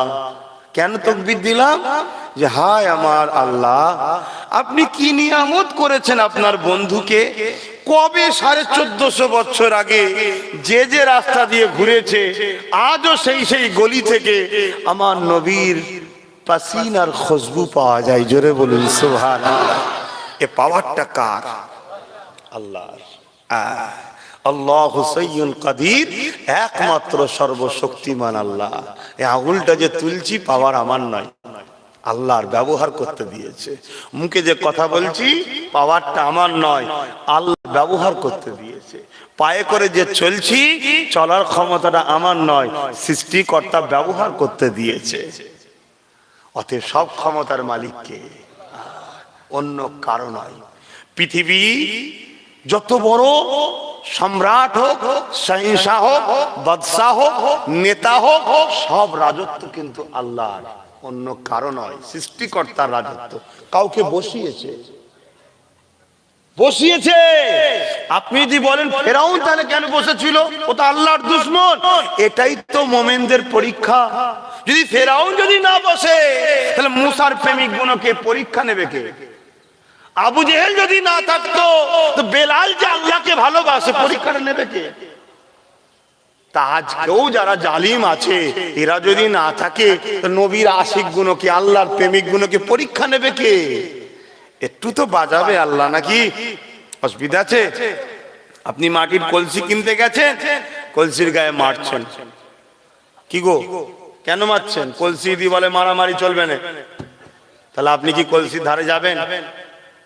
ঠকে যেতে হবে কেন? বাজিয়ে নিতে হবে কেন? এটা আমার করব, আপন বানাবো, একে যত্ন করে ঘরে নিয়ে যাবো, এতে পানি রাখবো, ফিল্টার হবে। সব থেকে দামি পানি হচ্ছে মাটির কলসির পানি। পানি করা ফ্রিজের তো রোগ হয়, ওতে কোনো রোগ নাই, এবং যদিও পানিতে কিছু রোগ থাকে টেনে নেবে। এটা আল্লাহর কুদরত ভাই। তো যাক, এখন তো সব ইউজ উঠে গেছে, এখন সব ভিআইপি হয়ে গেছে। আমরা যত ভিআইপি তত বিমার বাড়ছে। যদি ভেবে দেখেন, যেটা ছোট্ট নমুনা বলে যাচ্ছে, করোনার সময় যত রোগ যারা এসিতে থাকতো তাদের বেশি হয়েছে, যারা মাঠে ইট ভাটায় লেবারি করতো তাদের অতটা হয়নি। তাদের মুখে মাস্কও ছিল না, এক ঘরে 7 জন 8 জন থেকেছে, কিছু ছোঁয়া টোয়া কিচ্ছু হয়নি, করোনা হয়নি। আর যে যত ভিআইপি আর যত দামি দামি এসিতে ঘুরেছে সমস্যা তাদের বেশি হয়েছে, ঠিক না বেটি? আর জিন্দেগি যদি আরামের হয়ে যায় ব্যারাম সেখানে বেশি। তো যাক আল্লাহ হিফাজত করে। তবে যারা আল্লাহ ওয়ালা হয় তাদের আবার একটা আরাম পেলেও ব্যারাম তার আবার মেশিন আছে, জানেন কি? হ্যাঁ, যখন শ্বাস দেখবেন বন্ধ হয়ে যায় একটা মেশিন আছে, একটা জেকের আছে, ওটা করলে দেখবেন অটোমেটিক শ্বাস খুলে যায়। সেটা হচ্ছে আল্লাহ আল্লাহ আল্লাহ আল্লাহ আল্লাহ খুলে যায়। বলুন সুবহানাল্লাহ। ও শ্বাস আর বন্ধ হতে চায় না, ও ক্লিয়ার হয়ে যায়। ভালো জিনিস হচ্ছে এখন, বলবেন না আল্লাহু আকবার? তো যে কথা বলছিলাম যে আল্লাহ আমার নবীকে কি নিয়ামত করেছে যে তিনার খুশবু আজও যারা ওহাজে যায়, যে যে গলিতে নবী ঘুরেছে সেই গলিতে আমার নবীর খুশবু পাসিনা পাওয়া যায়। জোরে বলুন সুবহানাল্লাহ। আমার এই কথাতে আপনারা একমত হতে পারছেন তো? হ্যাঁ, কি গো, পারছেন তো নাকি? হ্যাঁ আলহামদুলিল্লাহ। এটা তো অবশ্যই কিতাব অনুযায়ী বিশ্বাস করি। আর আলহামদুলিল্লাহ আমি একজন মুমিন মুসলমান হিসাবে গাওয়া দিচ্ছি আমি নিজে পেয়েছি। বলুন আল্লাহু আকবার। এখানে হয়তো আরো মুমিন মুসলমান কোন হাজী সাহেব আছেন, তিনারাও পেয়েছেন। হাজারো চেষ্টা করে দেখবেন ওই খুশবু কোনো আতরের দোকানেও পাবেন না, ওই খুশবু এখানেও কোনো জায়গায় পাবেন না। ওই খুশবু একমাত্র মদিনার অলিতে গলিতে যে খুশবুটা পাওয়া যায়, ওই খুশবুটা অন্য কোনো জায়গাতে পাওয়া যায় না। ওটা হলো আমার রাসূলুল্লাহর পাসিনার খুশবু। জোরে বলুন সুবহানাল্লাহ। रातें भी मदीने की, बातें भी मदीने की, जीने में जीना है क्या बात है जीने की। अरसा हुआ तैबा की जिस गलियों से गुजरे, अरसा हुआ तैबा की जिस गलियों से गुजरे, इस वक्त भी गलियों से खुशबू है पसीने की। आरो जोरे बोलूं सुभान अल्लाह। तारीफ के लायक जब अल्फाज नहीं मिलते, तारीफ के लायक जब अल्फाज नहीं मिलते, तारीफ करे कोई किस तरह मदीने की। কারো ক্ষমতা আছে নাকি আমার নবীর মদিনা তারিফ করে শেষ করতে পারবে? সেরকম লফজই নাই, কথাই নাই। হযরত আনাস থেকে রায়াত বুখারীর হাদিস, আমার রাসূল পাক সাল্লাল্লাহু আলাইহি সাল্লাম বলেছেন যে আমার মদিনা এই শহরের উপরে কেউ যদি হামলা চক্রান্ত করে, আল্লাহ তাকে জাহান্নামে দিয়ে এইভাবে গলাবে যেভাবে সীসা আগুনে দিলে গলে যায়। কেন? আমি নবী মদিনাকে ভালোবাসি। জোরে বলুন সুবহানাল্লাহ। তো নবীর ভালোবাসার মদিনার উপরে হামলা করেনি, হামলা চক্রান্তকারী যদি জাহান্নামে এইভাবে দিয়ে গলানো হয়, সীসা দিলে যেভাবে আগুনে গলে যায়, তাহলে নবীর পেয়ারা হোসাইনকে যারা শহীদ করেছে তাদের পক্ষে যারা, তারা কি জান্নাত যাবে মনে হয়? আজও নবীর খানদানের সমালোচনা যারা করে তাদের কি আল্লাহ মনে হয় নাজাত দিয়ে দেবে? এগুলোকে একটু ভেবে রাখবেন। কেন? মুর্শিদি আলা সৈয়দনা আবু বকর সিদ্দিক আল কুরাইশি আল হাসিমি দাদা হুজুর পীর কিবলা রাহমাতুল্লাহ আলাইহি আওলাদে রাসূল আহলে রাসূল, তিনি তিনার ওসিয়তনামার মধ্যে লিখছেন, তো তাচ্ছিল্য করে সে কাফের হয়ে যাবে। কেন? এগুলো হযরতের পছন্দ, নবীর পছন্দ। জোরে বলুন সুবহানাল্লাহ। তো নবীর পছন্দকে কেউ যদি তুচ্ছ তাচ্ছিল্য করে কি হয়? ঈমান চলে যাবে, কাফের হয়ে যাবে। আমি বলছি নি, কে বলছে? জামানার মুজাদ্দিদ, যাকে মানতেই হবে। বসিরহাট হুজুর, এই আজকে আমি কাউকে ছোট করছি না, কিন্তু সত্য বলছি, আজকে যত আলেম মুফতি মৌলানা পিসা পীরজাদা আছে, বসিরহাট হুজুরের এলেম এতটা কম নয় রে বাবা।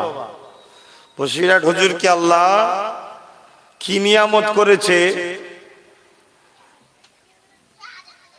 আমার দাদুজান হুজুরদের মুখ থেকে, আমার আব্বার আব্বাদের মুখ থেকে আমরা কি সব কথা ভাই বইয়ে পাওয়া যায় না, সব কথা এই সব বইয়ে পাওয়া যায়। সর্বপ্রথম শিক্ষাটা কি? পড়ে শুনে না দেখে? হ্যাঁ, দেখে। বাচ্চা দেখে শেখে, তারপরে কি? শুনে, তারপরে পড়ে। বিশ্বাসে মিলাই বস্তু তর্কে বহুদূর। আমি এমন একটা হস্তির কথা বলছি, বিশ্বাস হওয়াটাই স্বাভাবিক ইমানদারদের, যে আল্লাহ তেনাকে এত ধনী করেছিলেন যে ২ পরগনা তখন একসাথে ছিল। এর আর্ধেক অর্থাৎ উত্তর ২৪ পরগনায় আজকের দিনে ধরুন কিনে লিবার পর্যন্ত ক্ষমতা ছিল। আল্লাহ এত ধনী করেছিলেন, কিন্তু পীরের পাগল হয়ে দাদা হুজুরের এত পাগল ছিলেন, পীরের কথায় কিতাব লিখে, কিতাব কিনে আর বাহাস করে করে সব শেষ করে ফেলেছে। তা আল্লাহ ওই মানুষটাকে পরকালে বিরাট বড় জান্নাতে মাকাম দান করবে, আশা রাখি কবুল করেন আল্লাহ, বলুন আমিন। তা আমি যেটা বলতে চাইছি, উনি এত বড় আলেম, এত বড় হাফিজুল হাদিস, কোরআনের হাফেজ হয়, এটা হাদিসের হাফেজ, এত বড় ছিলেন, তারপরেও তিনি দাদা হুজুরের পাগল হলে কেন? দাদা হুজুরের খেদমত করলেন কেন? তিনার জ্ঞান, তিনার এলেম এবং আল্লাহর রহমত হিদায়েত তিনাকে বুঝিয়েছে ইনি উলিল আমর, জামানার মুজাদ্দিদ, মানতেই হবে। তাই আপনাদের বলি, যুবক, আমার সম্বন্ধে তোমাদের ভালো ধারণা হতেও পারে, খারাপ ধারণা না করে দূরে থাকাটা ভালো। কেন? আমরা শরীফুন নাসব, নবী বংশের ছেলে, সিদ্দিক আকবরের খুন, আমাদের শানে গুস্তাখি করা শরীয়তে নিষেধ আছে। শরীফুন নাসবদের ঘরে আদব করা ওয়াজিব। আমার কথা নয়, আমার বাপের কথা নয়, রাসূলুল্লাহর কথা।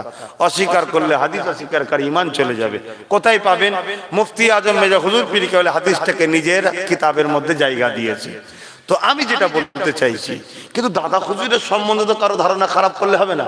তিনি তো মুজাদ্দিদ, তিনি তো কোরআনের ভাষা তিউল্লাহ ওয়া তিউর রাসূল উলিল আমরি মিনকুম উলিল আমর, হাদিসের ভাষায় মাইজাদ্দিদুল্লাহ দীনাহা, দ্বীনের জন্য মুজাদ্দিদ আসবে। মুজাদ্দিদের কাজ কি?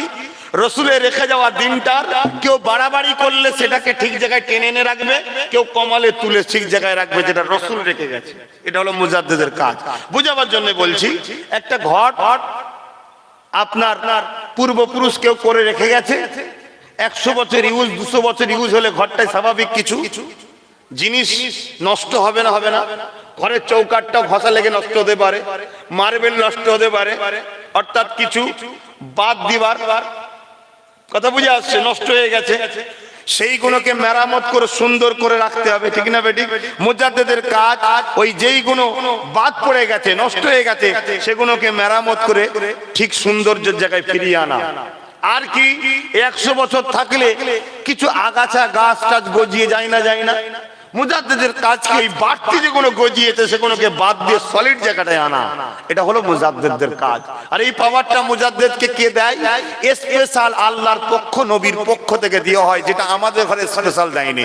আমরা ওনার কি বলে ওই জুগারে হিসাবে কাজ করছি, হেড মিস্ত্রি আর জুগারে মিস্ত্রি, বোঝেন তো নাকি?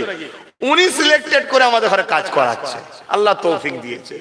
তো সেই জায়গায় দাদা হুজুরকে মজবুত করে ধরবেন। তা আমি যেটা বলছিলাম, আমার রাসূলের মদিনা তারিফ করে কেউ শেষ করতে পারবে না। তারিফ কে লায়েক জব अल्फाज नहीं मिलते,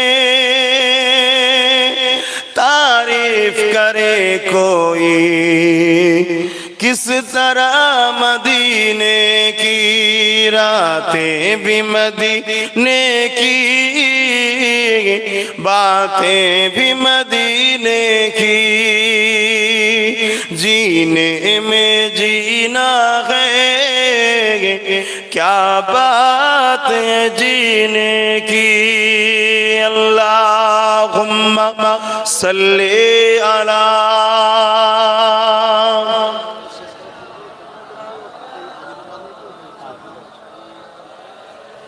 সময় হয়ে গেছে। আমার আব্বাজানেরা, আমার ভাইরা, আমার কথাবার্তা আলোচনায় কেউ কষ্ট পাচ্ছেন না তো? কেন এসেছি দিন বলতে, ব্যক্তিগত কারোর সঙ্গে কোনো বন্ধু নেই, দুশ্মনীও নাই। মান আহাব্বা লিল্লাহ ওয়া আবগাদা লিল্লাহ ওয়া আতা লিল্লাহ মান আলিল্লাহ ফাকাদ ইসতাকমাল ঈমান। ভালোবাসি আল্লাহর জন্য, দুশ্মনী করে আল্লাহর জন্য, আত্মীয়তা করি আল্লাহর জন্য, বিচ্ছেদ করি আল্লাহর জন্য। সব থেকে আমার কাছে আপন আমার আব্বা আম্মা, সব থেকে আমার কাছে আপন আমার আব্বা আম্মা। কথা বুঝে আসছে? ভুল আমায় বুঝবেন না। রসুল কি আপনার কাছে আপন নাই? নবী আর আল্লাহকে কোনো জায়গায় তুলনাতেই আমি আনতে চাই না। কথা কিছু বুঝে আসছে না? নাই, কারণ কোনো জিনিসের সঙ্গে তুলনা তো হয় না তিনাদের। সব থেকে আপন আমার কাছে আমার আব্বা আর আম্মা। সেই আব্বা আর আম্মুকে ভালোবাসি আমি আল্লাহর জন্য। নিজের কোনো ইচ্ছা, নিজের কোনো স্বার্থে, তার পেটে ছিলাম, সে বড় করিয়েছে, খাইয়েছে, মানুষ করেছে, ওসব খেয়াল আমি করিনি। কেন? আমাকে বড় করেছে একজন, তিনি আল্লাহ। ওটা ওসিলা। তিনি বাপ মা ছাড়াও মানুষ করতে পারে, পারে না? পারে না। একটা ছোট্ট কথা বলছি, বিরক্ত যদি না হন বলবো। জি, আজরাইল আলাইহিস সালামকে আল্লাহ একদিন জিজ্ঞেস করেছিলেন, আজরাইল বলো, তুমি তো জান কবজ করেছো অনেকের, তোমার সব থেকে বেশি কোন সময় কষ্ট হয়েছিল, এমন কোন জিনিস জান কবজ করতে গিয়ে? হযরত আজরাইল আলাইহিস সালাম বলছেন যে আমার দুটো সময় জান কবজ করতে গিয়ে আমার বুকটা পর্যন্ত ভেঙে গেছে, বড় নরমচরণ হয়েছে। কোন সময়? একটা হচ্ছে বিশাল স্রোতে এক মা ভেসে যাচ্ছিল, সে গর্ভবতী ছিল, একটা কাঠের জিনিসকে ধরে নিয়ে ভেসে যাচ্ছে, তাতে চাপার মতো জায়গা ছিল, ছোট জায়গা। ঠিক এমন সময় মায়ের প্রস্রাব বেদনা হয়। মা সব থেকে বড় যোদ্ধা, ওই লড়াইয়ে বাচ্চাকে প্রস্রাব করিয়েছে, ওই কাঠের ওপরে বাচ্চাকে রেখেছে। ঠিক এমনই সময় আপনি বলেছেন, এ আজরাইল যা ওই মাটার জান কবজ করলি আসে। আমার বড় কষ্ট হয়েছে আল্লাহ, কিন্তু আপনি যা করেন ভালোর জন্য। কে? আল্লাহ কারো ক্ষতি করে? আল্লাহ যা করে, দুনিয়াকে অনেক নিদর্শন আল্লাহ দেখায় যে মানুষ কিরকম দেখো। তা আল্লাহ আপনার হুকুম আমি জান কবজ করেছি। আর আরেকটা হচ্ছে আপনার সঙ্গে পাল্লা দিয়েছিল সাদ্দাত, তার নাম, অনেক কষ্ট করে অনেক দিন ধরে সে একটা জান্নাত তৈরি করেছিল দুনিয়ায়। সে বড় আগ্রহের সঙ্গে ছিল, কবে আমার জান্নাতটা হবে, আমি যে ঢুকে দেখব। জান্নাত কমপ্লিট, খবর এসেছে, বেটা দেখতে ঢুকেছে, ঘোড়ার একটা পা জান্নাতের ভেতরে, দুনিয়ার মানে ছাদদাতে তৈরি করা জান্নাত, বুঝাবার জন্য বলছি, আর একটা পা বাইরে। ঠিক এমন সময় আপনি বলেছেন ভেতরে ঢুকার আগে জান কবজ কর। তোর কাছে গিয়ে যখন বলেছিলাম দাঁড়া, ও বড় আমার কাছে রিকোয়েস্ট করেছিল যে একটুখানি সুযোগটা দেওয়া হবে, দেখে নিয়ে। কিন্তু আপনার হুকুম, ওকে আমি দেখতে দিইনি, ওইখানেই জান কবজ করে নিয়েছি। আল্লাহ বলছে, আজরাইল তুমি কি জানো ওই যে ভেলাই বাচ্চাটা, মাকে জান কবজ করে নিলাম, তোমার মায়া হয়েছিল কেন? আজরাইল বলছে, আল্লাহ ওই বাচ্চাটার কি হবে? আজরাইলকে আল্লাহ বলছে, তুমি জানোই বাচ্চাটা কোথায় এখন, কি হয়েছিল? বলছেন না। বলছে ওই যে সাদ্দাত, ওটা হলো ওই বাচ্চাটা, যাকে এই রকম একটা কঠিন মুহূর্ত থেকেও আমি আল্লাহ তুলে পৃথিবী সেই কালে সব থেকে ধনী করেছি, সব দিয়েছি, ও তারপরও নেমো খারাপ আমার সঙ্গে পাল্লা দিয়ে খোদা শাস্তে গেছে। কথা কিছু বুঝতে পারছেন? অতএব আল্লাহর দয়াতে আমরা বেঁচে আছি, সেটা ভুলে গেলে হবে না। কারো দয়া আমাদের উপরে নাই, আল্লাহ। তবে হ্যাঁ, আল্লাহ বলেছেন ইসকুরুলি ওয়ালি ওয়ালিদাইকা, একমাত্র কৃপা জ্ঞাপন করার আল্লাহ নিজের সাথে শরীক বলবো না, তারপরেই মা বাপকে আল্লাহ মর্যাদা দিয়েছে। সেই মা বাপকেও কিন্তু ভালোবাসতে হবে আল্লাহর জন্য।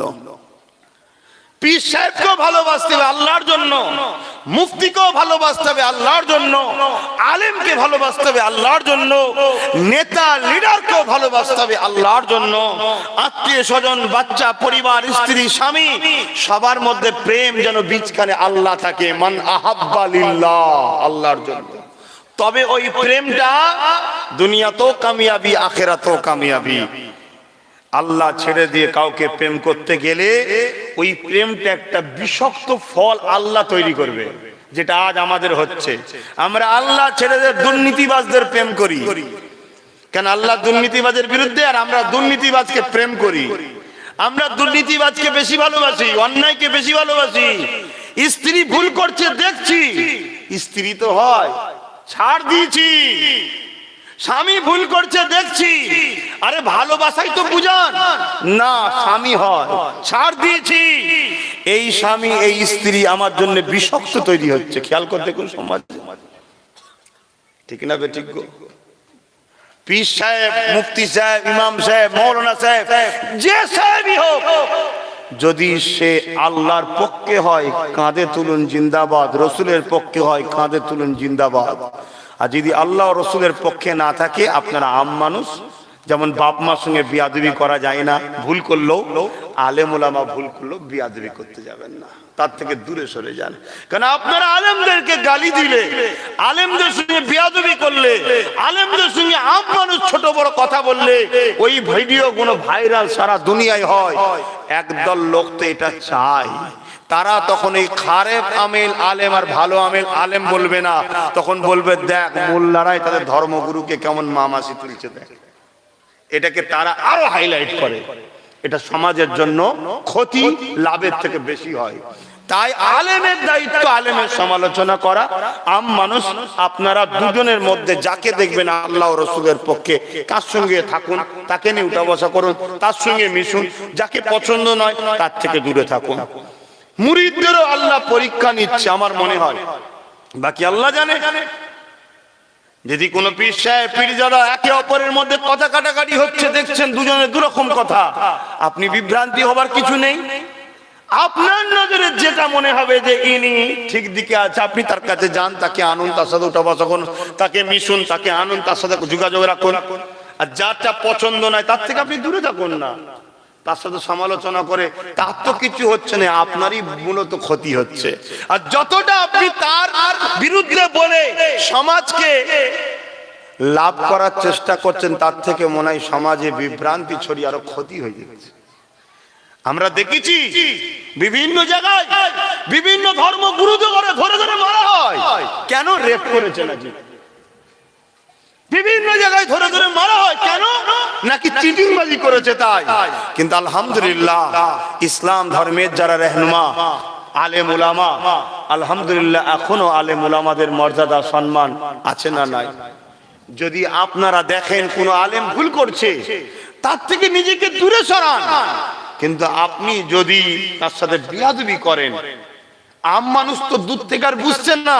আম মানুষ কি বুঝবে? হাই রে হাই রে হাই রে, কি হলো? একটা আলেম মানুষকে ধরে এরকম বেউজ্জতি, এটাই বলবে তো নাকি? তাহলে এটা আমার ধর্মের জন্য ভালো সিগন্যাল না খারাপ সিগন্যাল?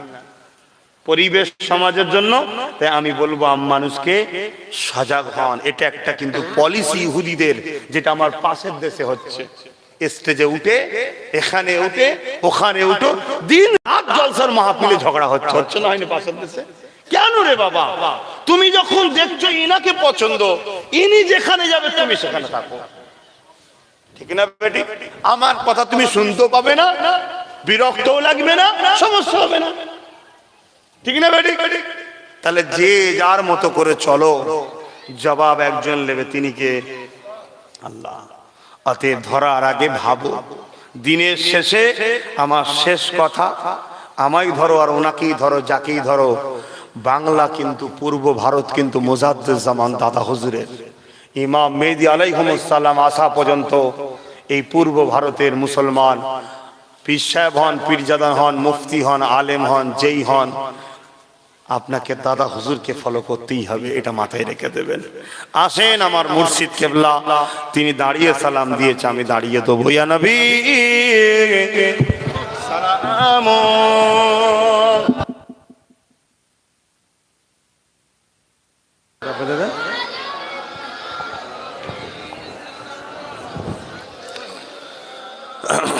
ভাইরা আমার, এই যে বললাম আমার মুর্শিদ কেবলা দাদা হুজুর দাঁড়িয়ে দিয়েছে, আমি দাঁড়িয়ে দেবো। এখন আপনারা যদি আম মানুষ ভাবেন যে হুজুরের ভাড়ে তো নাই, হুজুর তো দাদা হুজুরের কথাই বলবে, মনে হতে পারে না? পারে না? যদি হয় আমি বলবো আপনার ভেতরটা নোংরা আছে, আপনি তওবা বেশি করে পড়ুন। কেন আপনার জন্য এইটুকুই যথেষ্ট। জবানার মুজাদ্দেদ দাঁড়িয়েছে, এটাই সবচেয়ে বড় দলিল। আপনি আম মানুষ, আপনার জন্য। আলেমের জন্য এটা না হতে পারে, আলেমকে দলিল দেখাতে হয়। একটা মুহুরি যখন দলিল দেখতে চাইবে, তাকে দলিল দেখানোটা যুক্তিসঙ্গত। একটা মুহুরি নয়, সে দলিলের কিছু বোঝে না, ভাষাই বোঝে না দলিলের, সে যদি দলিল দেখতে চায়, এটা সমাজে মুহুরির গুরুত্বটাকে হ্রাস করা হবে এবং সমাজের সময়টাকেই নষ্ট করা হবে। তা ঠিক তেমনই একটা আলেম ছাড়া আম মানুষ যদি দলিল দেখতে চায়, তাহলে আলেমের গুরুত্বকে নষ্ট করা হবে। আপনি যদি আলেম হন, আপনার জন্য তখন শরিয়াতে ইজাজত আছে, আপনি দলিল তালাশ করতে পারেন। কেন সত্যটা আপনি জানলে আবার আপনি 10 জনকে তো বুঝাতে পারবেন, ঠিক না বেঠিক? আর আপনাদের জন্য, আম মানুষের জন্য একটাই সবথেকে উত্তম, উলিল আমর যখন দিয়েছে ওটাই শরিয়াতে জায়েজ। কথা কিছু বুঝতে পেরেছেন? তারপরও বলে যাই, আবু দাউদ শরীফের হাদিস, মসজিদে ঢোকার আগে নবীকে সালাম দিতে হয়, তারপরে মসজিদে ঢোকার দোয়া পড়তে হয়। ওখানেও পটে বসতে হয় না, দাঁড়িয়েই দিতে হয়। মিশকাত শরীফ বাবুল আদব কিতাবুল কি, নবীর বেটিও যখন সালাম দিতেন দাঁড়িয়ে দিতেন। জোরে বলুন সুবহানাল্লাহ। আমরা যখন কোনো জানাজায় যাই, দেখবেন বাংলায় নিয়ত বলে, আম মানুষদের জন্য বলে না, বলে না? ওখানেও দেখুন জানাজায় নিয়তে আমার রসুলকে দাঁড়িয়ে সালাম দিতে হচ্ছে। কথা বুঝে আসছে? জানাজার মধ্যে দাঁড়িয়ে সালাম দিতে হয়। আর হযরতে ওয়াইস করনী কাছে যখন আমার নবীর সাহাবা দুটো গিয়েছিলেন, এখান থেকে এটা প্রমাণ হয় সালাম আতবে দাঁড়িয়ে দেওয়াটা সাহাবাদেরও সুন্নাত। যেই পরিচয় দিলেন আমি উমর ইবনে আলী, ইখতিলাফ আছে, যাই হোক এই দুটো মশহুর রায়। তখন হযরত ওয়াইস করনী বসেছিলেন, তিনি দাঁড়িয়ে গেলেন, দাঁড়িয়ে গিয়ে সালাম দিলেন। আর তাহকিকুল মাসাইল বলে একটা মুফতি আজম মেজর হুজুর পীর কেবলা কিতাব লিখেছে। এই কিতাবের মধ্যে একটা হাদিসকে হুজুর জায়গা দিয়েছে, যে হাদিসটার মধ্যে আছে এক সাহাবী অসুস্থ ছিলেন, দীর্ঘদিন তিনার এই বিমারটা ভালো হচ্ছিল না। আর একজন সাহাবী বললেন যে আপনি সব থেকে বেশি যাকে ভালোবাসেন তাকে আপনি বড় চিৎকার দিয়ে ডাকুন। তখন ওই সাহাবী যিনি অসুস্থ ছিলেন, তিনি উঠে দাঁড়িয়ে গিয়ে ইয়া রাসূলুল্লাহ, ইয়া রাসূলুল্লাহ, ইয়া রাসূলুল্লাহ 3 বার দাঁড়িয়ে বলেছিলেন, বিমারটা আল্লাহ শেফা করে দিয়েছিলেন। জোরে বলুন সুবহানাল্লাহ। ভাইরা আমার, এশিয়া মহাদেশে যিনি না হলে হাদিস হয় না, ভারতবর্ষে যিনি না হলে হাদিসই হয়নি, মুহাদ্দিসই হওয়া যাবে না।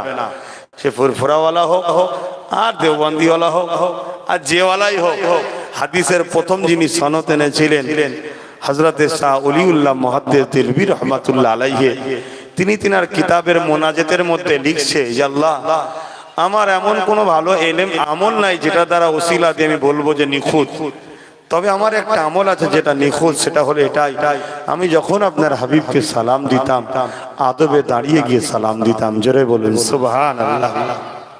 এছাড়া সাহাবা হুজুরের মধ্যে আরো অনেক রায়াত আছে। সর্বশেষ আপনাদেরকে বলি,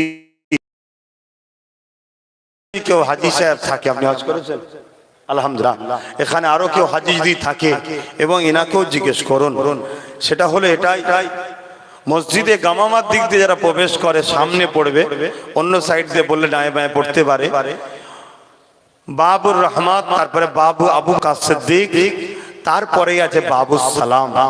বাবুস সালাম বলে একটা দরজা আছে, ওই দরজা দিয়ে ঢুকতে হয়, ঢুকলে অর্থাৎ নবী পাকের সালাম দিবা দরজা, একেবারে নবীর সোনালী জালির কাছে যেতে হয়, ঠিক বলছি? বাবুস সালাম দিয়ে যাওয়ার পরে ওখানে যত কোটি হাজি যাক সবাই দাঁড়িয়েই সালাম আজকের দিনে এখনো দিচ্ছে অনেকে, জোরে বলুন সুবহানাল্লাহ। এখনো লাখ লাখ লোক ঢুকছে তো এই মুহূর্তে, এই সেকেন্ডে তারাও এখন এই সেকেন্ডে দাঁড়িয়ে সালাম দিচ্ছে। আপনি গুগলে সার্চ করুন, এই তো এটা এসে একদিক দিয়ে ক্ষতি হয়েছে ঠিকই, কিন্তু একদিক দিয়ে কিন্তু অনেক জিনিসকে কিন্তু জানা যায় বড় সহজে, দুনিয়া হাতের মুঠোর মধ্যে কি। তবে এগুলোকে ভালো জিনিস যারা ইউজ করে তাদের জন্য ভালো, যে কোনো খারাপে ইউজ করে তাদের জন্য অভিশাপ। গুগলে সার্চ করবেন পৃথিবীর শ্রেষ্ঠ মানুষের নাম কি, বলে দেবে মোহাম্মদ, জোরে বলুন সুবহানাল্লাহ। সেই হাবিবের ওপরে সালাম দিবার হুকুম কার? আল্লাহর।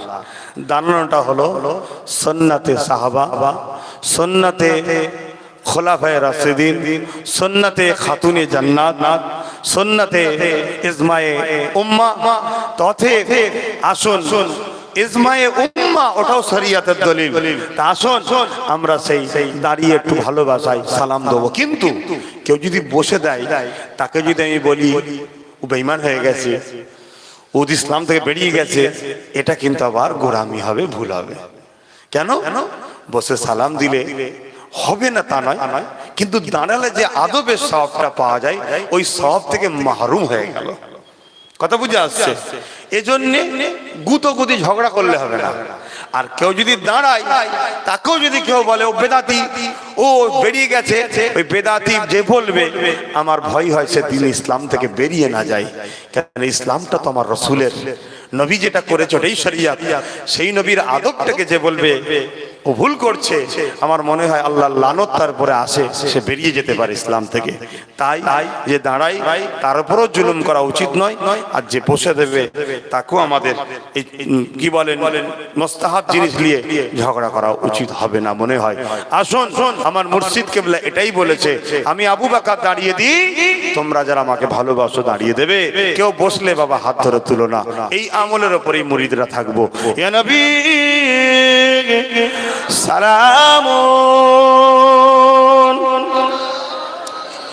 ইয়া রাসূল সালামুন,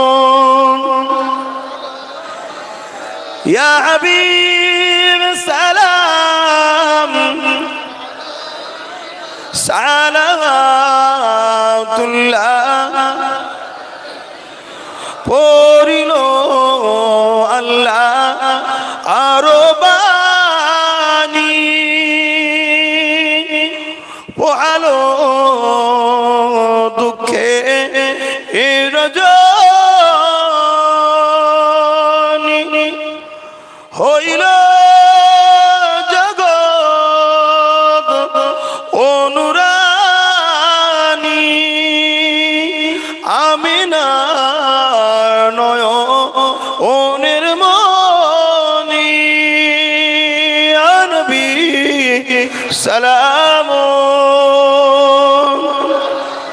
ইয়া রাসূল, ইয়া হাবিব সালাম, সালাওয়াতুল্লাহ।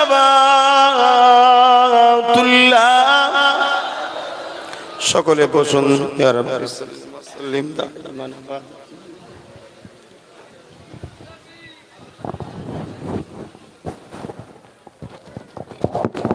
আমার আব্বা ভাইরা, এটা বিশেষ ঘোষণা, ইদানিং এই জলসা মাহফিলগুলোকে নিয়ে, কোরআনের মাহফিলগুলোকে নিয়ে কিছু কিছু জায়গায় দেখা যাচ্ছে গজল শিল্পীদের নামে মেয়েদের ঘরেও পর্যন্ত মেম্বারে তুলে দেওয়া হচ্ছে। 8-10 বছরের বয়সের ওপরে নারীদেরকে তোলা উচিত তো নয়, ছোট ছোট বাচ্চাদের কণ্ঠও মেম্বার শরীফে তোলা উচিত নয়। হ্যাবিট, অভ্যাস হয়ে যাবে। এই যে এক আল্লাহ ছাড়া নকল উপাসনা মক্কার জমিনে যে শুরু হয়েছিল, অত সহজে হয়নি। প্রথম ছোট ছোট পুতুল দিয়েই হয়েছিল, তারপরে সেটা আস্তে আস্তে বড় আকার নিয়েছিল। তাই বাচ্চাদের যেমন পুতুল কিনে দিতে নাই, কেন? আস্তে আস্তে আস্তে বড় চাইবে, বড় তো আস্তে আস্তে ওই দিকে তাসির যাবে, আকর্ষণ। এটাকে একটু মনে হয় খেয়াল রাখা দরকার। নাচ শরীফ হবে, গজল হবে, ভালো জিনিস, এতে প্রেম পয়দা হয়, খারাপ নয়। এবং যিনারা গজল পড়বেন তিনাদের মধ্যেও যেন একটা ওই টালি না হয় গায়কদের মতো দুলাদুলি, এগুলো যেন না হয়, এটা খেয়াল রাখা দরকার মনে। আমি ছোট মানুষ, তারপরে ইসলামের একজন নগণ্য খাদেম হিসাবে এটা একটু বলে যাচ্ছি, খারাপ নিচ্ছেন নাকি? কেন প্রথম ফুসকুরি হয়, ভালো লাগে, তারপরে সেটা ফোড়া হয়, টিপতেও ভালো লাগে, তারপরেই কিন্তু সেটা ক্যান্সার হয়। তাই ফুসকুরিতেই ট্রিটমেন্ট করুন, না হয় পরে ফোড়া হয়ে যাবে, তারপরে ক্যান্সার হয়ে যাবে, সমাজটা ধ্বংস হয়ে যাবে। আর যেনারা গজল পড়েন তিনাদেরকে বলবো, আমি জ্ঞান দিচ্ছি না, ইসলামিক সুর ইসলামিক স্টাইলে পড়ুন, গানের নকল যেন না হয়। কিছু কিছু গজল এমন আছে, মেরা পীর হ্যায় জিলানি, মেরা জুতা হ্যায় জাপানির নকলে। হাসুন এই যুবকরা, হাসার কিছু নেই এখানে। কতটা জঘন্য ব্যাপার। এবং ওলামা হযরতদের মনে হয় এই জিনিসগুলো ছোট বলে চোখ থেকে এড়িয়ে না দিয়ে এটাকেও গুরুত্ব দেওয়া দরকার। বিশেষ করে আপনাদের এই দিকটা একটু বেশি হয় দেখেছি, তাই সুযোগ পেলাম বলে একটু বলে দিলাম। কেউ বেজার হলেন, আমি গজলের নাতের বিরুদ্ধে নয়। নাচ শরীফ হবে, মানুষ বসবে, মা বোনেরা পর্দার আড়াল থেকে তারাও নবীন নাচ শুনবে, কিন্তু নাচটা নবীর শানটাতেই ভালো লাগে, আল্লাহর হামদি ভালো লাগে। সেই নাচটা এখন মডার্নে এসে অন্যদিকে চলে যাচ্ছে। এগুলোকে একটু মাথায় রাখলে মনে হয় ভালো হয়। কেন এই বাগানটা দাদা হুজুর, তার 5 আওলাদ এবং খলিফা হুজুররা অনেক কষ্ট করেই তৈরি করেছে। এটা ছিল না, এখানে ইসলাম ছিল না। অতএব সেগুলো নষ্ট না হয়ে যায়, মনে হয় তাদের পরের জেনারেশন, আমাদেরও যেমন দায়িত্ব আছে, তোমরা আলেম না হলেও দাদা হুজুরের এবং তার আওলাদদের এবং তার খলিফাদেরই তো রুহানি আওলাদ, মুরিদ, তোমরা মুরিদের ঘরের সন্তান, একটু খেয়াল রাখা দরকার মনে হয়। আল্লাহ আমাদের সকলকে বোঝার তৌফিক দেন, বলুন আল্লাহুম্মা আমিন। এই মাহফিলটা হলো যুবক ছেলেরা করলো, আমাকে নিয়ে আসলো, এরা ভালোবাসে নিয়ে এসেছে, যার যাকে ভালো লাগে এরা আমাকে ভালোবাসে নিয়ে এসছে। যদি আমার আশাতে কারো কোনো কষ্ট লাগে, আমার থেকে দূরে থাকবেন, ছেলেগুলোর ভালোবাসাতে আঘাত দেবেন না, তারা ভালোবাসে। আপনারও কাউকে ভালো লাগে, আমি আঘাত দিলে আপনার যেমন কষ্ট হবে এদেরও কষ্ট হবে। তাই আমি আশা রাখবো আজকের এই আলোচনায় যদি কেউ বেজার না হয়ে থাকেন, আর বেজার হয়েও থাকেন, কমসে কম মাহফিলটা তো আল্লাহ রসুলের পরের বছরে হবে, এর জন্য একটু পকেটে হাত দেন, যার যা খুশি একটু শরীক হন। ছেলেরা একটু আমাকে বললো, তাই তো, যার যা খুশি একটু শরীক হন, ছেলেরা যাচ্ছে একটু শরীক হন। দরুদ শরীফ আল্লাহুম্মা